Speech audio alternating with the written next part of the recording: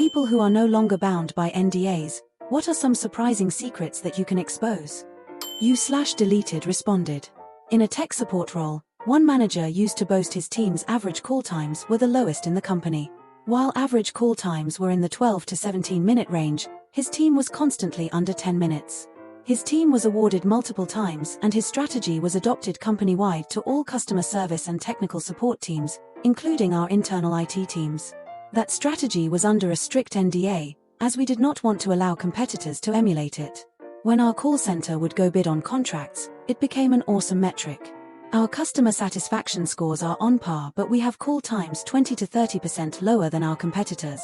The dirty secret of the NDA that I was not allowed to disclose. Their big method. Just hang up on people. Straight up. Find a way to say, okay, go ahead and do that and call back if it doesn't fix it. Then hang up. Don't wait for confirmation. Okay, so reboot your PC and your problem should be solved.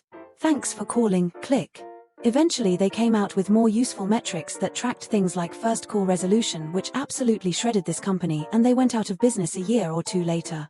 You/Midnight Warrior responded. I worked for a website creation company back in 1999, managing the website for a big brand large bank that was sponsoring a round-trip paid ticket to the Super Bowl. I worked on the website that collected all the entries, and I posted the rules that the company's legal department wrote to describe the rules of the contest. A random winner was to be selected for the prize, and I wrote a software tool to randomly pick the winner to be used when the contest was over. When the contest ended, I was told to forget my tool, forget the rules, just look in the database and find someone in South Florida, where the Super Bowl was in 1999, so the company wouldn't have to pay for airfare. You/Black Mobius responded. I was never under an NDA, but the hotel is under new ownership, so I guess I can say it now. The hotel had no internet connection starting around 1 to 6 a.m. Like clockwork, every night. IDK if it was just a system fault or if it was cost-cutting. But without internet, the security cameras didn't work or record anything. The fire alarm system doesn't work either. The alarms go off but it doesn't call for help. So if we had a fire that started at 3 a.m. for example, then unless someone else that's driving by calls it in, I have no idea what's happening. One night we had an assault happen in the parking lot. The police needed camera evidence and our cameras didn't record anything because the internet was out.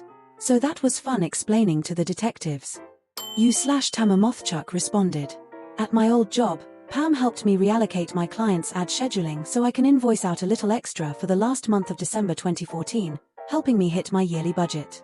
I got let go 2 weeks after that, and I believe the original plan was to fire me under the justification of missing my yearly budget. Instead I got a severance of $15,000. I believe Pam knew or heard what the lay of the land was and helped me out. Appreciate you, Pam. You/Saripto responded. In Prince George's County, Maryland, county transit bus drivers are instructed following an accident they are not to speak to anyone until a supervisor arrives on the scene.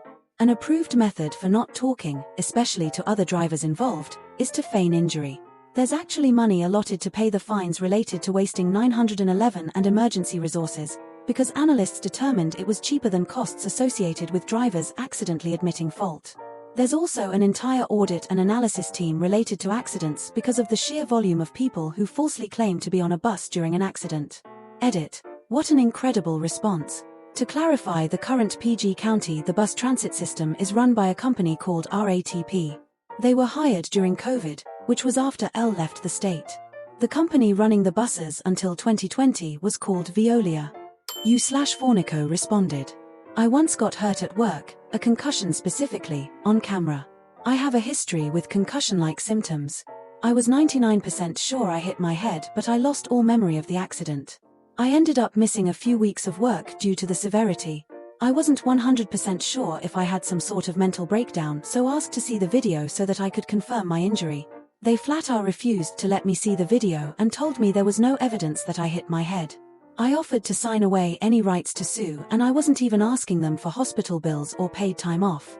Long story short, I sued them, I won, and had to sign an NDA. I got my wages and hospital bills paid that I wasn't even asking for, and was finally able to get the video. It was a 100% no doubt head injury, complete with a loud bonking sound effect and me falling down and leaving a dent in the bulkhead that I hit. After the fact, the office staff told me that they were under orders from upper management to lie and saw they didn't see anything on the tape. They said this was standard for anyone who gets hurt, to just lie about it and let it play out in court. I obviously quit soon after. This guy responded. About 20 years I signed an NDA with a very large record company regarding their attempts to get into selling their catalog online. Streaming, sales, etc. It was a minefield because they were still wary of pissing off high street retailers, and that's where the charts came from. These attempts were frustrated by their top-level corporate guys. One week they all went to what is an MP3 conference in Buenos Aires to get them up to speed. The thing is they spent so much time partying, the only talk which seemed to stick was the scare tactics about how teens could scrape MP3s from the web, and they could be copied and redistributed easily. When they came back, every item in the catalog was ordered to be scrubbed from the web. Number 30-second previews, nothing should be audible. Not a hint of audio. Lock it all down. Put all the tapes in a chest and seal it with concrete at the bottom of the sea. That's gonna make everyone go back to CDS, good old profitable CDS.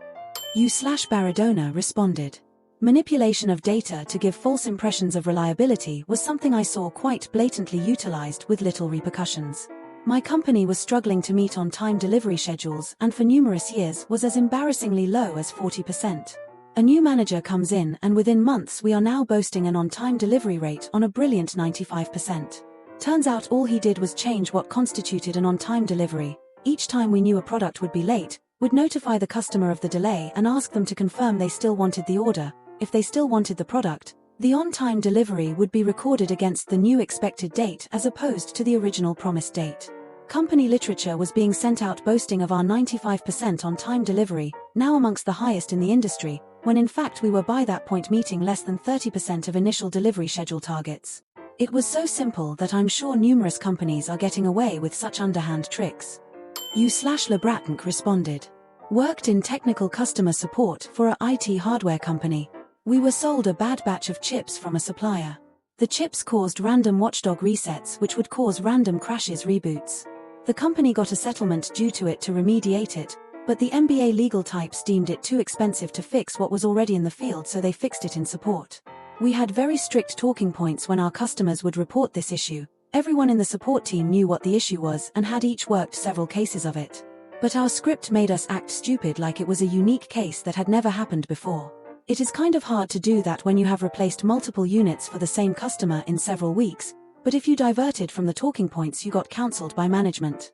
This issue caused several very high-level outages issues at many of our customers. We knew why, and we were told to act dumb and bury it in process procedures, so we didn't take the hit on needing to replace the known faulty hardware.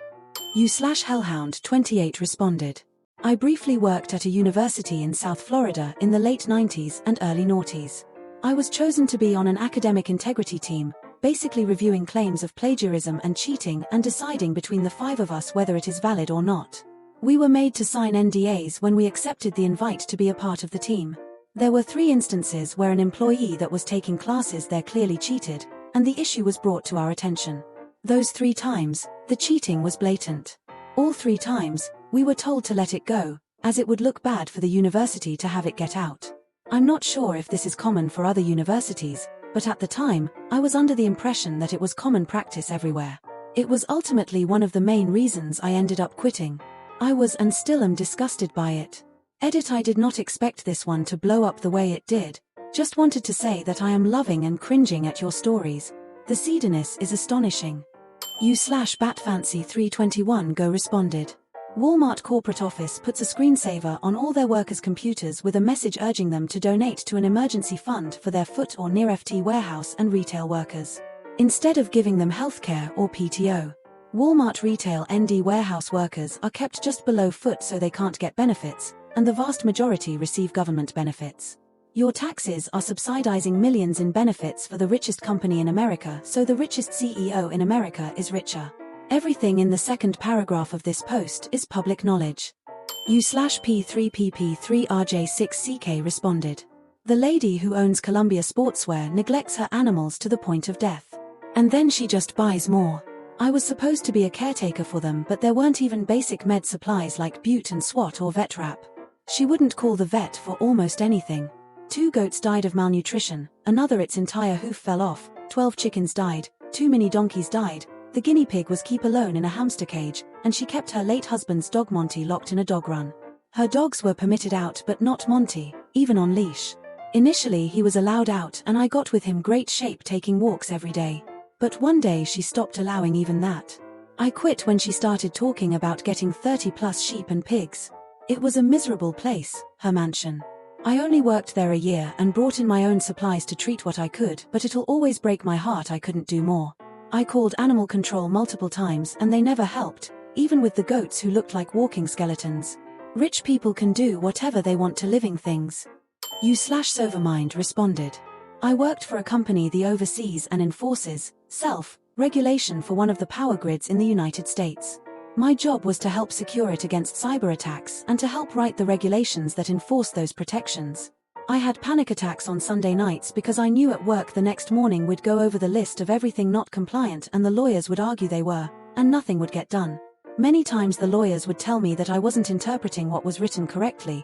Then LD remind them that I wrote IT with a committee and if they didn't believe me they could go look at the minutes taken in the meetings. Instead, they would just document their justifications for being compliant and not actually secure anything. The US power system is now so vulnerable to cyber attacks that it is only a matter of time before millions of people have their lives thrown into complete disaster and potentially hundreds of thousands that will die. I just can't even think about how bad things are now. You/Aquila MFL responded. IT consultant of many winters. The most critical applications in banking, insurance and finance run on badly outdated machines held together by duct tape, prayers and compress-end dust, standing in dark, wet corners in mostly forgotten basements. Also those systems are written in the most obscure and long-dead programming languages, or even directly in assembler for a certain chipset, written by code wizards in their own idiosyncratic dialects, who are now long retired or even dead. Backup systems are mostly non-existent or the data tapes are worn down to basically transparent tape. Even had a case around 2020 where a cleaning tape from '99 was still in the bay, due to the robot being faulty. If a cleaner or janitor pulls the wrong plug to find an outlet for their vacuum, there is a decent chance that whole branches or even institutions begins to crumble. Most of those systems will also never be updated, due to their legacy status, aka we don't know what this is doing or even how it is doing, what it is doing, but it is a critical part of our whole infrastructure and nobody dares to touch it. But we will never invest the necessary sums to analyze those systems, write documentation, or even replace them. Edit. NDAs for companies I did projects for are long gone, but some of them are currently in an investigation process for fraud and tax evasion, so I won't disclose exact informations. You/Roth2946 responded. Y'all would be surprised at the amount of investment in commercial real estate the Saudis have in this country. I was under an NDA to not discuss the financial backer of a massive project, valued at the time of around $440m, 2008 $9 here, in the DC area. In the same land deal our firm, and those that had to work on the project had to have an NDA for the sale of a large chunk of land in the same development to a company that doesn't exist that built a massive data center next to the massive data centers in the DC area. We were given more than market value for the land and told not to talk about it. We just amended our site plans and scratched that section off the plan. You/real_flamingo_8247 responded. I worked for a very prominent sports broadcast. Hardcore fans would always get so angry when the broadcast was narrative focused, but the reality is that majority of viewership metrics aren't that hardcore minority that are so extremely vocal on things like social media and Reddit that would complain about narratives etc. Production meetings weekly were about keywords and key narrative lines to essentially sell these teams and players to the audience over and over and over because majority of viewers only tune in for a moment or a game, so you got to repeat it to make it stick. And it did work in terms of those narratives actually sticking and building player brands. So much was manufactured and about working together with broadcast and teams to build fandom. That is the #1 goal. Could we go massively in depth on a hardcore level? Yeah, and the talent team always wanted to, but production had the data and was like, the fandom immediately turns off when we do that. So I guess the dirty secret is, sports broadcasts, hardcore analytical fans are never the target demographic. Probably not a secret, but some sport fans really miss that lol. You/professional box 4153 responded. I worked for a company who worked for Cisco, networking. Cisco had created a new product for small business, basically a cheaper version of their normal routers and switches. When hired, I was one of about 20 people, most of whom had zero networking experience. We were told that it was done that way because they wanted non-techies specifically learning the product. This made no sense to me. We were told that we had to get CCNA certifications before we could go live. We were then given a month of bootcamp training and personal study sessions. It took about 2 months, and a few tries, for everyone to get the certification. The problem was that we were 20 kids, with little to no technical or networking experience, working on a new product that we technically weren't versed in. We were given generic CCNA training and no training on the product itself, and expected to handle all tech support for the entire country. I once had a call to fix a connectivity issue for a chain of banks. The guy who called me admitted to making $450 an hour and asked me to take my time solving his issue. He called the guy making $20 an hour. Believe it or not, it was the classic tech support question. Is it plugged in? That solved his issue. He forgot to plug in the power. I'm not sure why this was supposed to be tied to other banks, but I'm guessing that it was at a main hub and something wasn't going out to the branches or something. I didn't ask. 90% of the employees on that team quit within the first 3 months of working there. You/Rich LionsXXX responded. I 100% believe everything that was said about the work culture at Blizzard because even the companies they outsourced to had similar issues. I worked for Client Logic, later Cytle, when they had the contract for in-game customer support for World of Warcraft, aka a WoW GM. I was at the campaign from around the time Burning Crusade launched until a couple weeks before Wrath of the Lich King was released, and it was like the Wild West. We were actively encouraged to break workplace norms when it comes to harassment, language, and personal conduct in the name of desensitizing us to what we will see in-game. We were actively told that we could say whatever we wanted, harass whoever we wanted in whatever way we wanted, and as long as nothing got physical, nothing would do anything about it.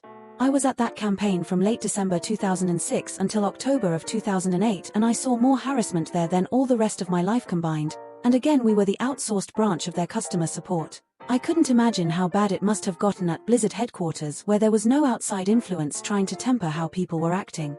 Thank you for watching. If you like this video, you might enjoy the rest of my content. Check it out.